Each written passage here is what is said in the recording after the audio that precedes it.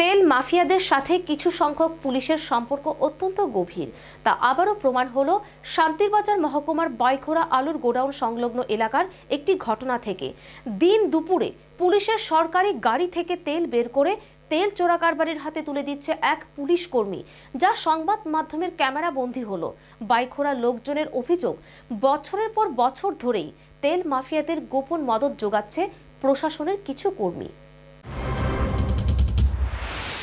বিগত দুদিন শ্রমিক সংগঠনের ডাকা বন্ধের কারণে পেট্রোল পাম্পগুলি তেল শূন্য হয়ে পড়েছে, আর এই তেল শূন্যতার ফায়দা লুটছে কিছু সংখ্যক তেল চোরা কারবারিরা। সেই চোরা কারবারিরা চড়া দামে বাজারে তেল বিক্রি করে যাচ্ছে, আর তাদের মদত যোগাচ্ছে আরক্ষা প্রশাসনের কিছু কর্মীরাও।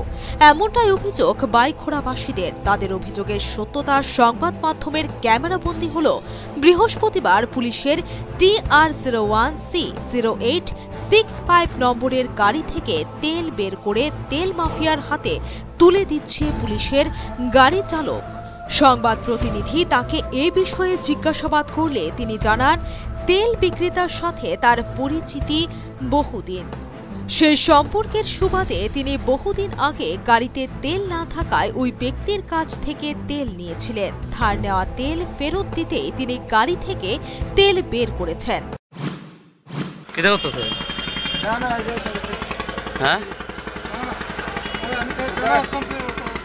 তেল বাইর করতেছেন, দেখতেছি দিতেছে না, বাইর করতেছেন। হ্যাঁ, কি লিগা?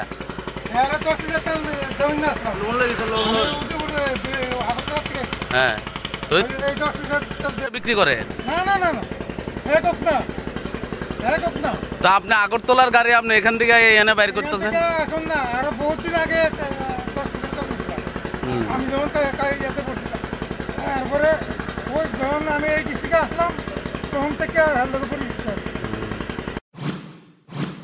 বাইখোড়া লোকজনের প্রশ্ন, যদি গাড়িতে তেল না থাকে তবে পেট্রোল পাম্প থেকে তেল না নিয়ে অবৈধ কারবারির কাছ থেকে কেন পুলিশ কর্মী তেল ধার করলেন? তাদের অভিযোগ, পুলিশের কিছু কর্মী গোপনে তেল মাফিয়াদের মদত যোগাচ্ছে, যা বহুদিন ধরেই চলে আসছে।